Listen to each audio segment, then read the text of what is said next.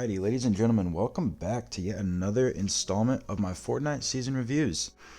It feels like just yesterday I did the last one, so it's kind of crazy to be sitting here doing one again, but I do enjoy making these videos, and my friends, specifically Gavin and Cooper, if you're watching this right now, they love watching these videos, and yeah, I thought I'd go ahead and just make this one a little bit earlier than I normally would, because why not? I don't have anything else to do, thought I might as well go ahead and make this video. So, of course, we will be covering Fortnite Chapter 3, Season 3 Vibin. Alright, I'm sure you know by now. So, a little bit of a precursor.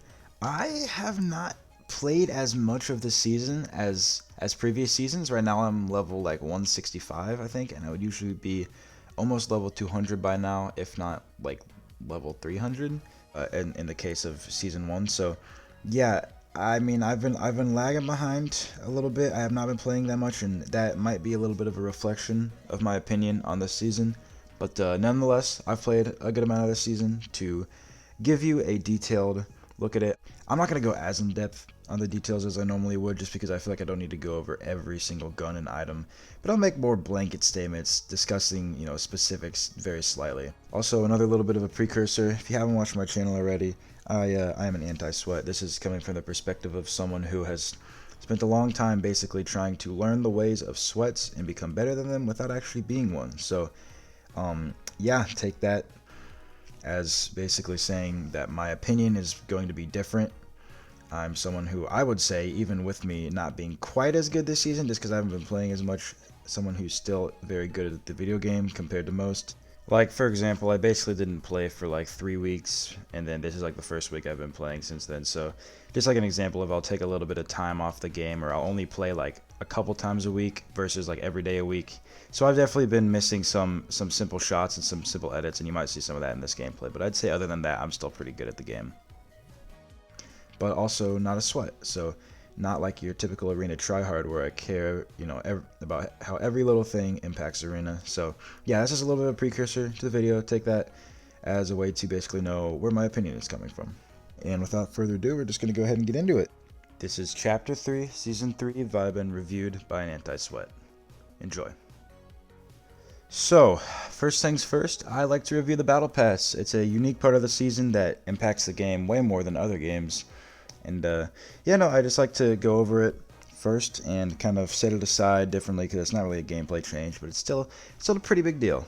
So overall, this Battle Pass was actually really good.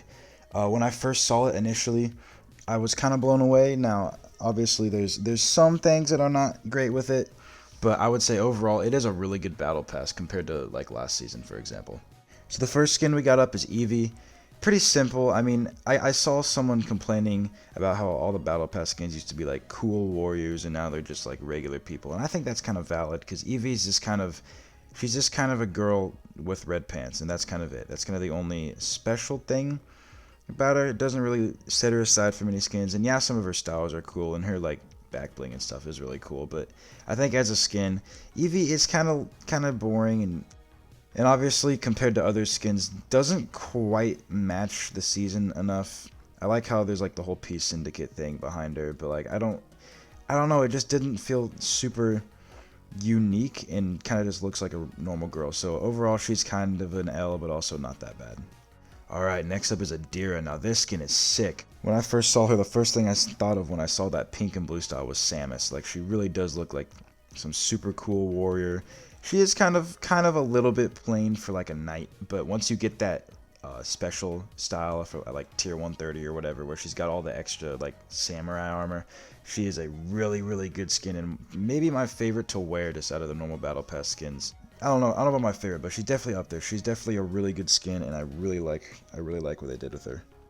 Alright, next up is, I think Stormfarer is next. And we'll just talk about Stormfarer. Stormfarer is an amazing skin. First off, very unique vibes that I get from him. He's like a ninja, but he's also got this super cool cape, and his pickaxes are nice, and he's just a really good skin overall. With his sort of, reminds me of like a G.I. Joe character. I don't know what his name is, but that's what it reminds me of when I look at the skin with the normal like yellow and green. Like, it's a really unique color combination, and then you just get that blacked out version, and it's so cool. But that doesn't even come close to the ice white version that is just completely dripped out. Oh my goodness, it is such a good skin. Because of his edit style, where he gets that super cool, unique armor. Like, it really does not look like many other skins in the game, and I absolutely adore it. Definitely my favorite skin in the Battle Pass, and I run it all the time. Alrighty, I think next we have Malik, if I'm not mistaken. Malik, and when I saw this one at first, I thought, you know, he's got really cool fit. He is kind of just like a normal dude, but he's also got that bit of knight and medieval vibe thrown onto him, and I really like that. But the issue is his cape. I tried to wear him once, and his cape is just so awkward. And we'll get to that with another character in the Battle Pass. But it's just like a really awkward shape, and it looks cool until you're trying to use the skin. And I don't know, it kind of makes his legs look really short, especially because of how his shirt goes down really low. And yeah, Malik I thought would be a lot cooler than he is, and I like him, but honestly don't really wear him just because he's kind of weird to use. All right, and we have the oh, what's her name? Pink-haired girl. Man, how do I forget her name, dude? Holy. Give me a sec. I'm gonna look it up. Sabina. Her name's Sabina. If I'm being totally honest, I kind of just call her Spider MILF. But yeah, overall, cool skin. Once again, sort of just really a normal person, but she's got a cool sword, and I like the colors, so I'll go ahead and give it to him on this one. But I kind of see the validity in saying that the Battle Pass skins are just normal people, because she is kind of just a normal person. Probably should have gone over this one earlier, but Snap was looking to be a really cool skin, really unique idea of how he's like a toy and you can change out the parts. And the original styles, there was a lot to offer until we got the other styles, and they were just recolors of the ones we already had. You know, it is really cool still. Like, it is a skin that I do wear a decent amount and can make some cool combos with. But I really, really wish that they would have gone for something else other than just the same boring, like, styles of him over and over again. I do like how they did, like, different meme skins and those heads, but other than that, it's kind of just reused content. And while he has a good skin, he's got a lot of unique styles. I think they could have done a lot better on him personally. So he's cool, but he could have been better. All right, and last but not least, the spot that I always hate to talk about, but it is inevitable, the tier 100 spot. Feels like it is always going to be a collab skin, and I love Darth Vader. Star Wars is amazing. I'm not sure if I like Fortnite or Star Wars more, but both of them are like my favorite. Fortnite's my favorite game. Star Wars my favorite like movie, TV show stuff. So I love Star Wars, and I love that Star Wars is in Fortnite. But why does it need to be tier 100 in the Battle Pass? If you watch these videos, you know that pisses me off, and I honestly don't have an answer for that. I don't know why it has to be tier 100 in the Battle Pass. I don't know why they can't just throw it in another slot and make the tier 100 something cool, but here we are yet again talking about it. So there's no point crying over spilled milk. Let's go ahead and just talk about the skin. I don't like it. Like, I'm going to be honest. His pickaxe, I think, is actually really cool. I know people hate it because it should have been a lightsaber. Yes, it should have been a lightsaber, but I do think it still looks really nice. Kind of weird, but still pretty nice.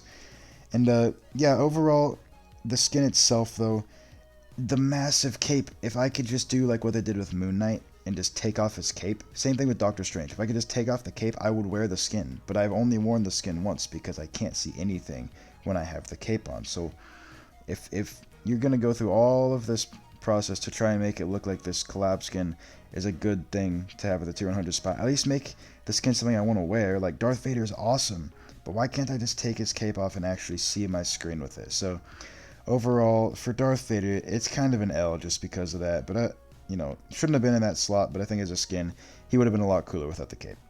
And I guess actually last is Indiana Jones. I don't know why we had to have this. I like how they did the like Indiana Jones Temple POI thing. That's cool. But I mean, in all actuality, who's wearing this skin? Because I've worn it once, and sure, there's a couple of cool combos you can make out of it.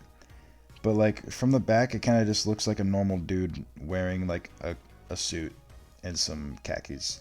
And that's about it. So I don't really see how crazy and cool this skin is, but I guess I do have some friends that like it, so maybe people do like this, and I'm just the only one. But I personally think that they could have picked something that worked a lot better. But he's not a bad skin. He's not a skin I wouldn't wear, and I have worn him a couple times. But he's just a weird pick. That's all.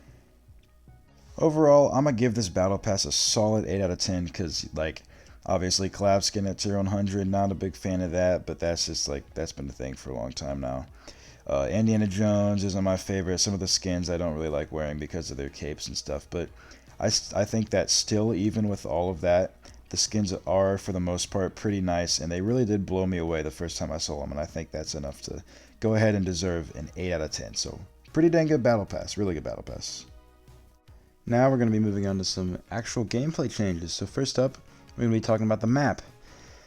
And the map this season is a weird topic because a lot changed. So at first we have the sort of like enchanted forest mushroom biome, and I think it's really cool. Reality Falls, such a good POI. I could have used a couple more of those little cabins around it because there's not like a ton of places to land, but still just a great POI. And then Greasy Groves, they basically managed to keep Greasy Grove but changed it enough so it kind of feels new. I think that's cool. And then we have Rave Cave, just a really unique take on what was before like a really sort of like dark military base, and they kind of flipped it around, made it like this big fun party area, and I think that's really cool, especially how the ballers spawn. So those first 3 POIs are really, really cool. Like I actually really enjoy them. And I mean, I don't know, I remember at the beginning of the season asking my friend Cooper, like, what in the world is this season? Because I was literally landing at the Rave Cave, and there's a giant Cuddle Team leader head and a bunch of rainbows.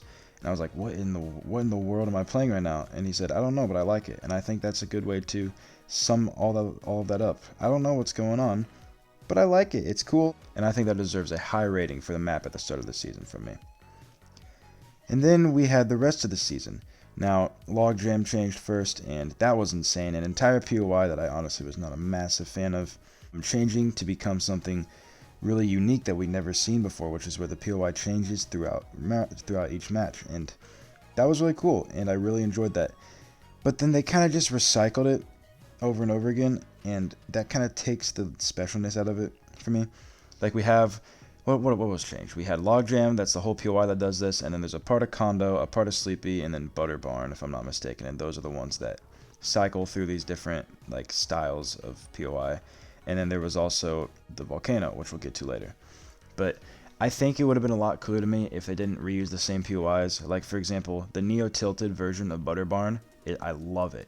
But all the other ones I'm not a big fan of. So what if they, A, just didn't make all of them rotate, or B, did a unique POI for each of them so that it felt special?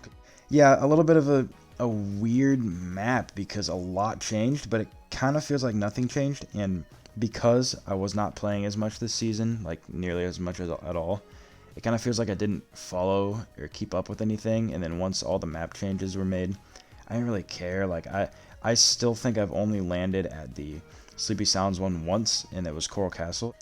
And I really want to land at the Neo Tilted one, but like I just don't even think of doing it in my games. As it were, like I'll still land at the POIs that like came out at the start of the season, but I don't really have the urge to land at any of these spots. And I mean, that's just kind of boring. If you're going to have this really cool, unique concept where it rotates throughout the POIs, but it's just kind of a small part of the POI, and then it doesn't really affect much, then I mean, it's not really a good map change in my opinion. So I think at first, the map changes were great this season. The middle of the map is my favorite part of the map right now. You know, off-brand Loot Lake with that very, very Chapter 2 Season 3 vibes takes me back to my second favorite season of all time, and just really, really they did a good job with that, and then just sort of spicing up other parts of the map by adding a bunch of like colors and stuff to make it really contradict the military season before. I think it is a little weird that all the military stuff just like that kind of disappeared. That is a little bit weird. They kind of just died off without explanation, but either way, I think that they did a good job at the start, and they'd had a really, really, really good idea going for this season, but then they kind of just ruined it by using the same POIs over and over again. So I'd say overall the map this season is really good. I'd give it like a solid 7 out of 10 just because there's been so many changes, and we haven't even covered the best one yet. The best one, in my opinion, of the changes, at least the ones that they added throughout the season, would have to be changing the Daily Bugle. Now, the Daily Bugle should have been Darth Vader's castle, and last season I even fell into this and talked about it in my video. Last season, there were these really popular fake leaks going around. Funnily enough, I didn't believe the Battle Pass ones were real, of the actual picture of the Battle Pass. I had no idea that was real, but I believed all of these, and one of them was that Darth Vader's castle was going to be at the Daily Bugle, and that would make so much sense. but that never ended up happening. And you did get the little landing pads around the map, which are also pretty cool, and they do add an extra little flair to those parts of the map. But I'd say overall, Darth Vader's castle would have been way cooler, and I just don't quite understand why they didn't do that. Because why? Like, what's the reason? What's the point to not? Lazy Lagoon could have totally been put like on the shore, and it would have made a lot more sense than inside a volcano, because it feels really cramped in the volcano. But you know, that's not very good in my opinion. But Lazy Lagoon still bringing back one of my favorite POIs of all time from Chapter 1, and one that was certainly kind of already given to us in those little mini POIs that I was just talking about, how they switch, but not actually. It was good to see the entire POI, and I'm not sure if it's like completely accurate, because I honestly don't remember, but I don't think it is. And like I said, it does feel a little bit cramped, and it's a little weird, but I really do like it, and I think that, I mean, at the very least, we got a Chapter 1 POI back, and I think that's a dub. So yeah, overall, map this season, I gave it a 7 out of 10.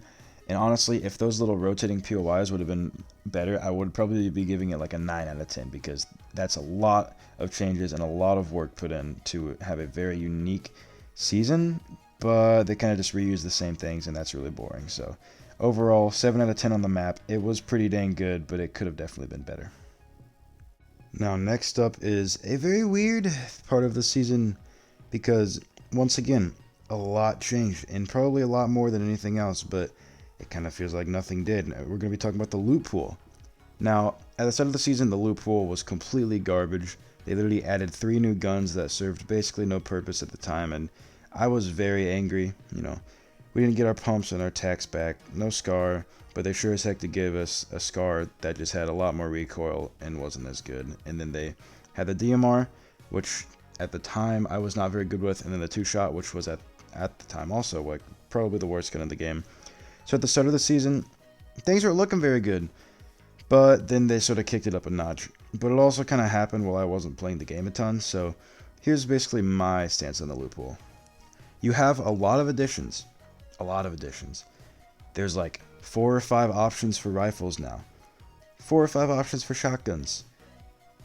There's still only 1 option for SMG, but I think it's better than having the super overpowered combat SMG in the loot pool. You have all of these items, yet it still feels like every single game I'm going to see me and everyone else running the same loadout. I know for me, it's going to be the auto shotgun, the Stinger, and the AUG, because the AUG is undeniably the best rifle in the game right now, and yeah, as much as I am not amazing with it, I'm also not super bad with it. So AUG, and then the Stinger SMG, busted SMG, especially compared to the stupid charge SMG. Like, no one is using that. There's no point in that. And then the auto shotgun, especially compared to the striker, like, there's no reason to not use the auto shotgun, because it does hit for garbage damage sometimes, but if you can combine it with good movement and know when to switch to your SMG, it's really good. And the only one I would possibly substitute it out for is the prime shotgun, because using a one-shot shotgun, it's a lot more fun, and the prime shotgun does do pretty good damage. But yeah, that's just basically the loadout I'll be running every single game. So I think that they have a lot of additions that are cool, but unnecessary. Okay, the Ranger and the Hammer do not need to be in the game at the same time. There's no reason to have them. They're very identical. They're very similar. They work pretty differently, but in the end, they are both very similar. And I think, honestly, if you just took both of them out and replaced them with the normal AR, no one would be complaining.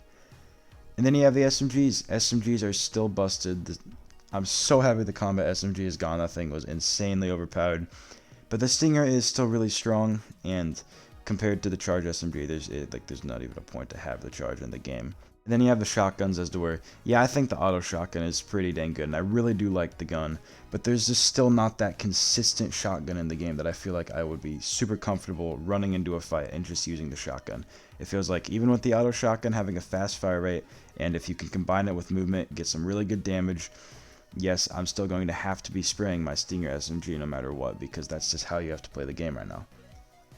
Not to mention snipers are boring. They only have the heavy sniper that doesn't one-shot. And the DMR, I do love the DMR, very unique gun, and I hope they keep it in, because some people are really good with it, and I think that if you can be really good with the DMR, then I mean, honestly, you might be taking it over the AUG. And it is a really good gun, and I like it, but yeah, I think just overall, there's a lot of extra stuff this season that they didn't need to add. And when I think of this season, I think of clutter. Like when I think of Fortnite right now, I think of all of these different colors and all of these different items. Just like if I had killed 10 people and their loot was on the floor. And I'm thinking of like, that's like the loot pool, like laid out in front of me. There's just so much going on when I know that I only really care about a couple things there. And I think that if you would just sort of give it a little bit of a shave, a little bit of a haircut, and take off all of that little excess items and stuff, it would be really good. I think they should unvault a few more items, and I definitely hope that the start to next season is a lot different, especially with them not having to basically buff guns throughout the season, but instead launching them in a state that would make them at least half decent. Because, like, oh boy, that 2-shot shotgun really just felt like a middle finger. But yeah, I think overall the loot pool was really stacked this season, but there just wasn't a lot of purpose for a lot of the items, and I think that's a really negative thing. Especially when you take into account how many items there were. I love that all of those are in. And I'm not really even complaining about the items. I just feel like there's a couple of them that just do not really need to be there. Like, I think it's the first time we've had shockwaves and impulses in the game at the same time. And I love that impulses are in the game, but I don't really see much of a use for them. I think one thing that really did ramp up the loot pool and the hype for this season altogether was the Dragon Ball update. I mean, the Kamehameha, or Kamala Harris, as me and my friends call it, still being in the game is really fun. And then that Nimbus Cloud to be able to use as like the broom or the Silver Surfer Mythic is really cool. So yeah, overall loot pool this season, to go over really quickly, is like super stacked, but not a lot of it has a purpose, and I think that is really, really unfortunate. So I think if you could have a very similar idea with this season, where there's like, at least for most categories, like 4 options you could choose between each gun, but actually make them all viable options with each other, then I think we could have a really stacked loot pool next season. But I just think that there's so much here now, when like, I'm never going to be using a 2-shot, I'm never going to be using a striker, I'm never going to be using a ranger or a hammer. I should say never, but 99% of the time I'm not. Definitely never going to be using a combat because I'm a controller player. And then there's nothing there in terms of snipers, and I mean, really, even if you add anything else, the Stinger SMG is going to be the only thing that you can use. So I think that if they would just sort of have the same idea with like a lot of items in the loot pool, similar to Season 10. People didn't like Season 10 because there was too much. I think if you could sort of find the middle ground and have a lot of items in the loot pool with not a lot being too crazy and useless, where most of the guns are all decent and can go up against each other, then I think you could have a really stacked loot pool. But honestly, this loot pool is like a 6 out of 10. Maybe I'll give it a 6.5 out of 10. I don't want to give it a 7 out of 10. I'll give it a 6.5 out of 10 because yes, there was a lot of stuff and I can appreciate that, but it's not really stuff worth my time picking up, so I don't think I can give it much higher than that for that. So yeah, overall loot pool was kind of mid. Alrighty, now the last thing we're going to do is sort of go over some things that I didn't cover before. First off, there's 2 POIs, there's 2 whole changes that I forgot to talk about, and I would say that this actually bumps my opinion of the map up to an 8. So first off, the sort of Indiana Jones style temple POI was really cool, and I really, really liked how, first off, you had the very interesting dynamic that, I mean, I personally do not like doing, nor do I want to do, but the interesting dynamic of doing the puzzle to open up the door and then having that boulder is really, really cool. But then even then, there was still more to explore in the POI, so I thought that was really cool too. So that's a pretty cool POI. And then the tilted thing with the block 2.0 I thought was absolutely amazing, and how you could basically vote on a different building was something we'd never seen before. So yeah, I'd say overall the map with those 2 extra changes, gotta go ahead and bump that up to an 8 out of 10, because those are really good changes. And then the next thing I want to talk about is the Wild Weeks. The Wild Weeks as in, you know, the Silenced Week, and then the UFO Week, and the Fire Week that we're in right now. Or I think today's actually ended. But yeah, no, really, really fun, especially compared to what we had before. I think this is probably the best season for Wild Weeks we've ever had, and especially with the UFOs coming back, that felt really special and really cool to actually have them bring back something big. So yeah, really, really cool with the Wild Weeks. Something else I want to talk about is the summer event. It was pretty weak. I mean, I know that's when all the no sweat stuff went down, and some of it was cool, but I think overall, compared to other summer events, it didn't really have a lot to offer, and the cosmetics were cool, but once you kind of got those, there wasn't a ton left to do. So summer event, I mean, it was a little bit of an L, I'm not gonna lie.